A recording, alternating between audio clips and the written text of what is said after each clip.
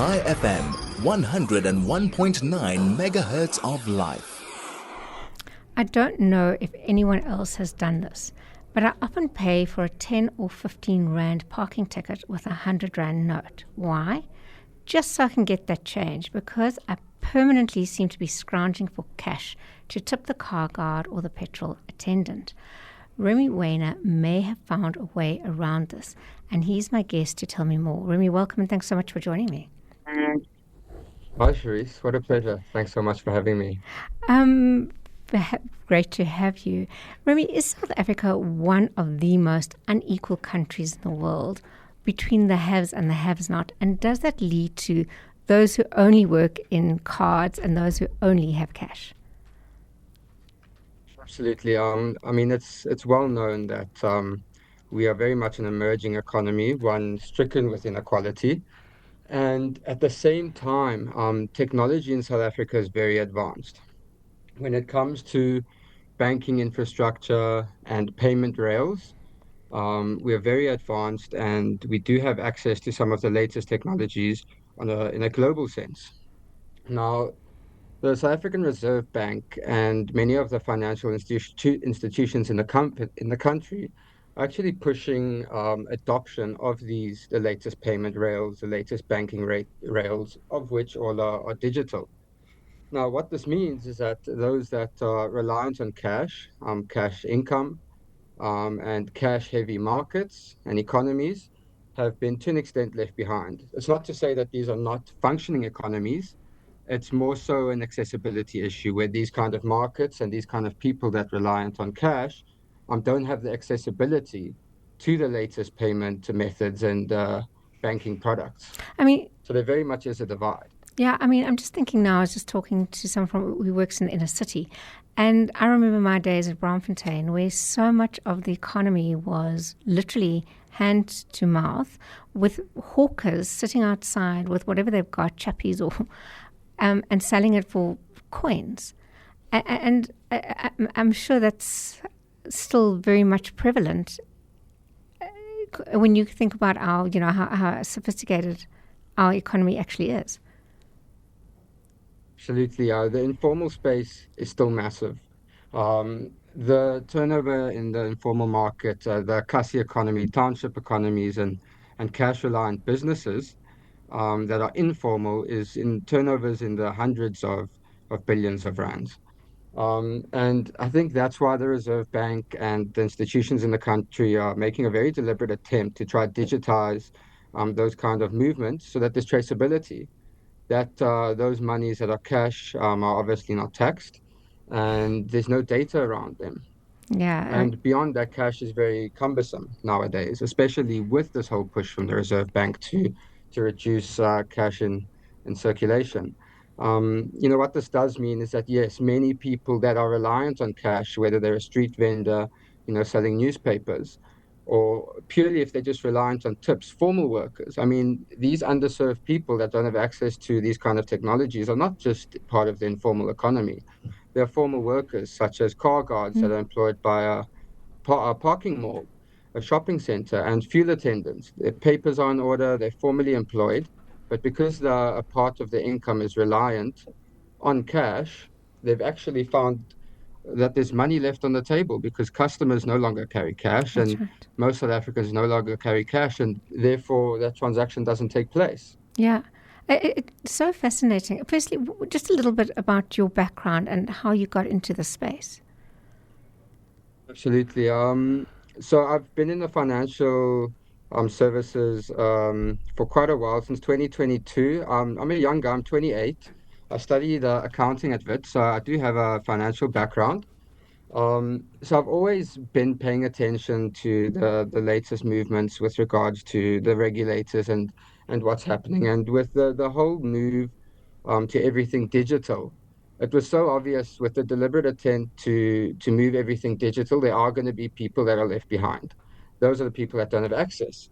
So it's, that transaction when you're putting 1,000 rand in your car and you're unable to tip somebody 10 rand or 20 rand is beyond frustrating. It just feels so wrong to me. So, that's when I identified that. And considering that the regulators and The people that make the decisions in these spaces are pushing for these kind of products.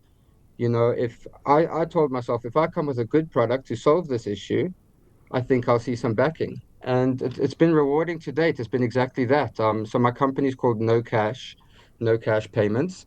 And what we do is we're a payments company doing payments for the underserved markets. Our initial wedge has been tips, and it has been people that solely rely on cash and no longer making that income. So we found that initially, it's been 2 years now. We started in 2024, and we've been facilitating tips for field attendants, for car guards, golf caddies, event security. I mean, the market for those that were reliant on cash income is massive. Yeah. And the I mean, they all have the tools to receive these payments because they have a SIM card. And if they don't have a bank account, rather, if they usually people have a bank account, even these people that are within the informal market, within the cash economy, they have a bank account. But if they don't have a bank account, they have a SIM card, which means they are absolutely capable of receiving these digital payments. The issue was that that wasn't communicated. So that method of receiving the funds, being the SIM card or the bank details, they weren't able to communicate to their customer or the person wanting to pay them, this is how you pay me. So we've come out with QR codes that specifically direct someone to that receiver's profile, and you can pay them using Apple Pay, credit card, Ozo, SnapScan, whichever payment method you want to use. So yeah, I mean that's what we try to do. We try to provide accessibility to these payment rails to the end user in the formal economy and to those that need it most. Yeah, I think it's incredible. And I've also seen, I'm not sure if it's necessarily no cash. And maybe let's take a break here. And then after the break, we can talk a little bit about maybe the market and how we actually go about doing this. High FM, your station of choice since 2008. I'm Cherie Seffert. This is Above Board, and I'm talking to Remy Waner from No Cash. It's No Cash what is the proper title? Yes. No cash or no cash payments. No cash payments. Okay, Remy, we were talking about. I was recently in Rosebank in a parking mall, and it was someone came running up to me for a tip, and he actually put a little card in my face and said, "You don't need cash. You don't need cash." And I went, "Oh, I don't need cash, but I don't really know what to do next." So I went and scrounged for some more cash. Firstly, are there different apps, and exactly how does yours work? Absolutely. I think trust is the biggest thing, and that's on both sides of the equation. You as the payer and the receiver receiving the funds. Trust is the most important thing. So how it works is what I have here is a QR code, right? This is the same QR code that a fuel attendant or car guard would have. The QR code, we're all familiar with the QR code. We're familiar with SnapScan. We're familiar with scanning this, and it takes you to a web page. So for us, that's far more secure. We used to have an NFC chip inside this. The NFC chip is what allows you to touch your phone onto a point of sales machine or onto a device and allows you to pay. But that feels quite foreign to us, the same way it did to you. I mean, someone comes running up to you and they says, please tap this. And you don't feel so confident because you don't know what happens next, right? Yeah, exactly. Whereas with the QR code, it's been around for ages, and we know when you scan this, it's going to take you to a web page. It's going to redirect you somewhere. Funds are not going to leave your account. And the beauty of it is you scan this, you don't need to pay in the moment. Our payment takes really quick. It's about 10 seconds because it's Apple Pay and Google Pay. However, you can scan it. It takes you to the receiver's payment page, and you can drive home. You can visit it later on. You can visit their payment page later on without scanning the QR code. And we see that a lot. We see a lot of people log in, well, not log in. You don't need an app or a sign up to pay with us, just so for the convenience of the person wanting to pay. So it's purely that simple. You scan it, you pay. The person receiving gets an SMS saying you've received these funds. They have a dashboard where they can log in, they can see all their funds. And I think it's just provided a lot of flexibility because we don't want people to be forced to pay. We don't want you to feel, oh, this person's run up to me, they're flashing this thing in my face, now I must tap. You can scan this thing and you can drive off and make your decision, you know? So I think that flexibility is important. Um, and yeah, we've seen such great adoption because the people we're helping are also, they're so familiar with the QR code. So when we say we've got this for you, you know, they're really excited. They're like, I've been waiting for this.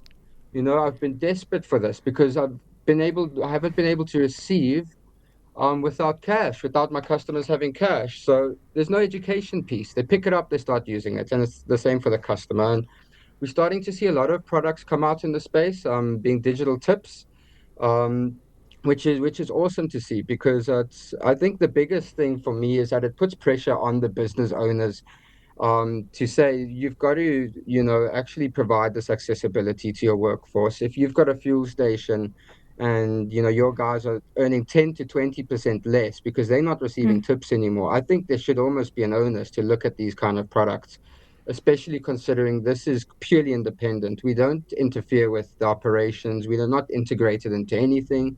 We handle the tips, but at the same time, you as a business owner have complete oversight. You can see all the data. You can see which of your employees is receiving tips, which part of your parking lot is receiving tips. So the data itself is also very powerful. So it's a great tool for businesses beyond, you know, the fact that those relying on tip income now have a means to receive that digital income. And it's reassuring for both sides. But you mentioned the data coming in. I'm curious to know if people would tip more if it's scanned and not cash, because it's somehow easier to give more if you're already doing it through an app, or not an app, but a site. Digitally. Absolutely, and it's traceable, right? So if you give and you've made a mistake, it's there, it's traced. You can come, you can contact us, and we'll reverse the transaction. And the same goes for those receiving. You know, they've got a full report of their traceability. We provide them statements. So we've really tried to provide such a great offering for these guys because they've been left behind. The accessibility hasn't been provided. So we've really made a proper effort to make a proper product for business owners and for those reliant on tips. And the market's taken really well to it, specifically fuel stations, shopping centers, and golf courses. This year we've picked up quite a few country clubs, and that would be for golf caddies. And I mean the market is massive for those workers that are reliant on cash income. So we're expecting to see more and more growth. Remy, in conclusion, because I'm sure all of us know somebody who could benefit from having this, what do they do? And then secondly, what is required of us making the payments?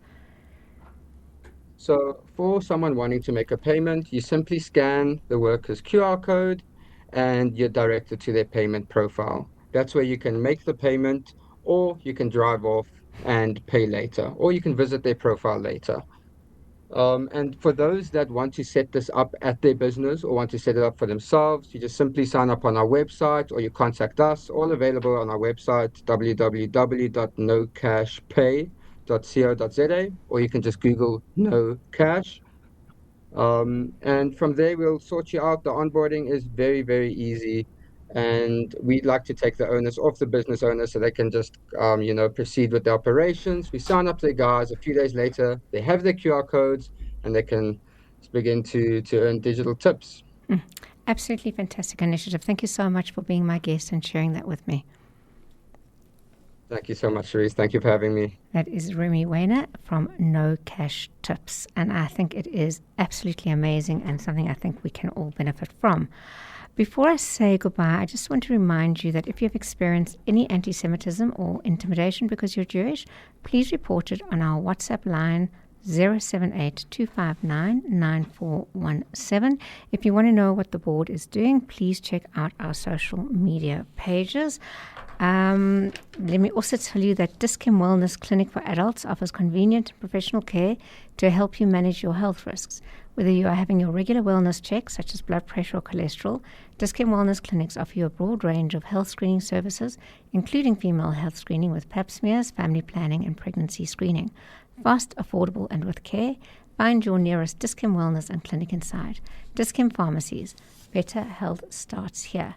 Thanks to all of you for joining me. Thanks to Craig for putting the show together. If there's anything you'd like to comment on, you're always welcome to send me an email on sharice@sjbd.org. Otherwise, until next week, I wish you Shabbat Shalom.